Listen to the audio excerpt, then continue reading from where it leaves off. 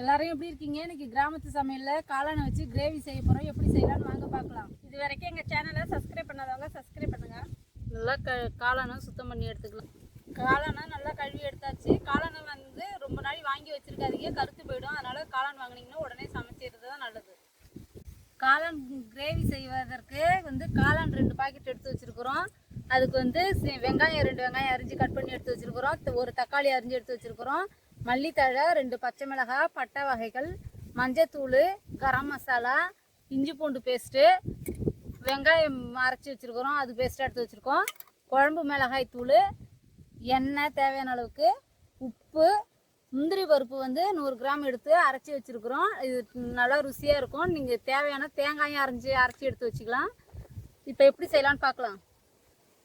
வச்சு இப்போ சட்டியை வச்சுக்கலாம். சட்டி நல்லா சூடாகட்டும். தெரியுதுமா?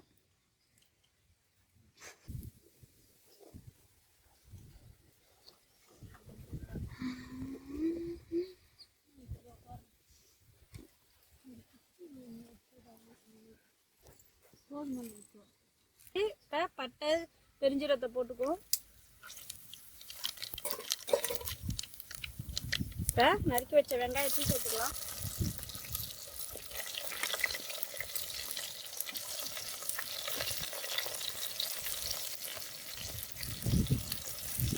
வெங்காயம் நல்லா பொன்னிறமாக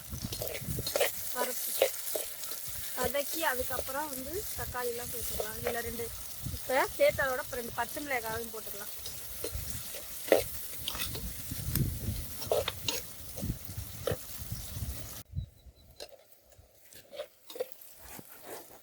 இப்போ வெங்காயம் நல்லா வதங்கிடுச்சு. இப்போ இஞ்சி பூண்டு பேஸ்ட்டை போட்டுக்கலாம். நான் இஞ்சி பூண்டு பேஸ்ட் 1 ஸ்பூன் போட்டுக்கிறேன். இஞ்சி பூண்டு நல்லா பச்சை வாசனை போகிற வரைக்கும் வதக்கிக்கலாம்.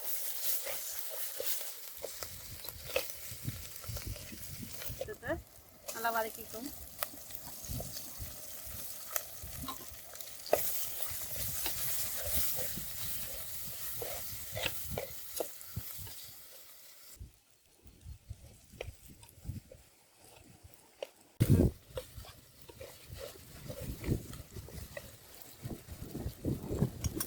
இப்போ வெங்காய பேஸ்ட்டை சேர்த்துக்கிறேன்.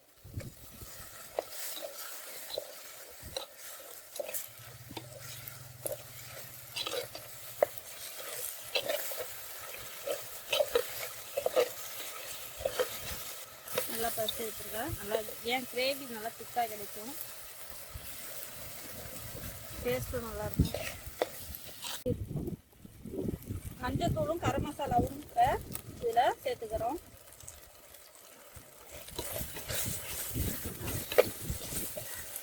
கரம் மசாலா, இது குழம்பு மிளகாய் தூள்,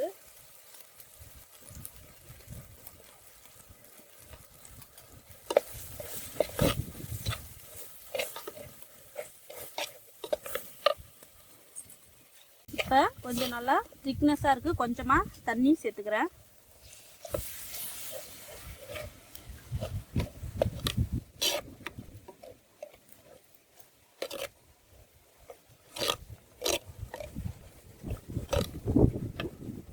இப்போ காளானை நல்லா மசாலாவோட நல்லா பெரட்டி எடுத்தாச்சு. பூ சேர்த்துக்கலாம்.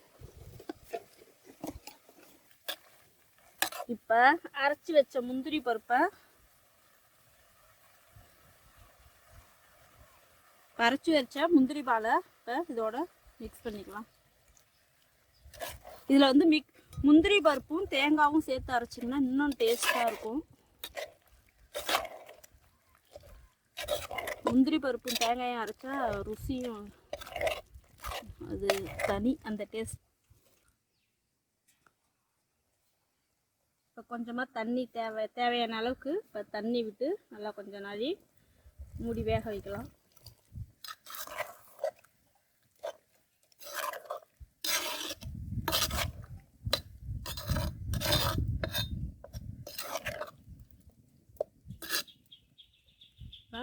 மூடி வேக வைக்கலாம்.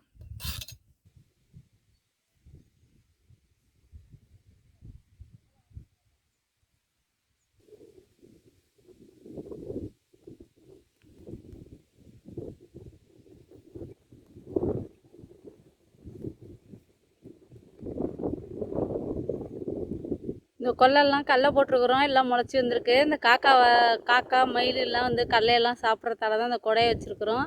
அதனால தான் இந்த கொடை நட்டு வச்சுருக்கோம். கருப்பு கலர் வச்சா வராதுன்னு சொல்லுவாங்க. உளுத்தஞ்செடி இது.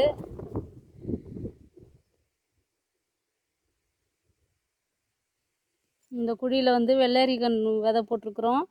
வெள்ளரி விதைலாம் முளைச்சி வந்திருக்கு பாருங்க. கடல கொள்ளையில் வரப்பில் சோளம் ஊனியிருக்கிறோம். சோளம்லாம் முளைச்சிருக்கு. பாருங்க, கடல விதை போட்டோம், நல்லா முட்டிக்கிட்டு வெளில வருது பாருங்க.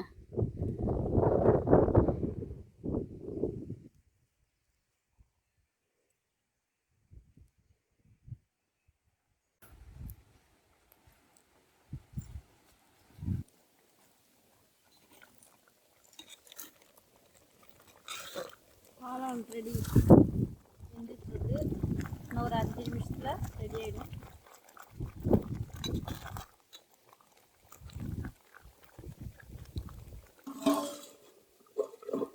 ரெடி ஆயிடுச்சு பாருங்க. நல்லா சூப்பராக வந்திருக்குங்க. வாசனை செம்மையாக இருக்குது. வருங்க, காளான் நல்லா வெந்து கிரேவி நல்லா திக்னஸாக நல்லா இருக்குது. பார்க்கும் போதே சூப்பராக இருக்குது. இப்போ இறக்கிக்கலாம் காளான்.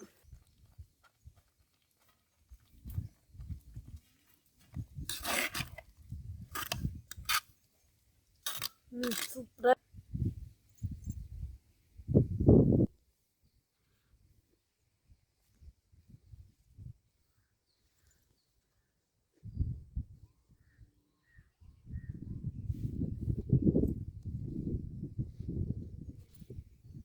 காளான் கிரேவி ரெடி ஆயிடுச்சு. இப்போ சாப்பிட்டு பார்க்கலாம்.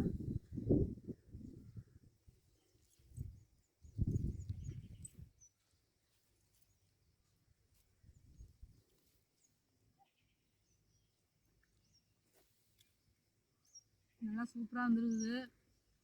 கிரேவி நல்லா டேஸ்ட்டாக இருக்குது. காரம் உப்பு எல்லாம், அதுவும் இந்த முந்திரி அரைச்சி ஊற்றுனதும் நல்லா சாப்பிட்றதுக்கு நல்லா சூப்பராக இருக்குது.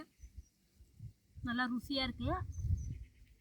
உப்பு காரம் எல்லாம் கரெக்டாக இருக்குது. இது வந்து சாதத்துக்கும் சாப்பிட்லாம், இட்லி தோசை சப்பாத்தி எதுக்கு வேணாலும் சாப்பிட்லாம். நாங்கள் இன்றைக்கி வந்து சாதத்துக்கு சாப்பிட்ருக்கோம். நீங்கள் வந்து இது சப்பாத்தி கூட காளான் கிரேவி வச்சு சாப்பிட்லாம். இது சிக்கன் கறி சாப்பிட்ற மாதிரியே இருக்குது, சிக்கன் சாப்பிட்ற மாதிரியே இருக்குது. நல்லா டேஸ்ட்டாக இருக்குது. இது மாதிரி நீங்களும் உங்கள் வீட்டில் செஞ்சு பாருங்கள். எங்கள் வீடியோ பிடிச்சிருந்ததுன்னா லைக் பண்ணுங்கள், ஷேர் பண்ணுங்கள், கமெண்ட் பண்ணுங்கள், சப்ஸ்கிரைப் பண்ணுங்கள். மீண்டும் அடுத்த வீடியோவில் சந்திக்கிறோம்.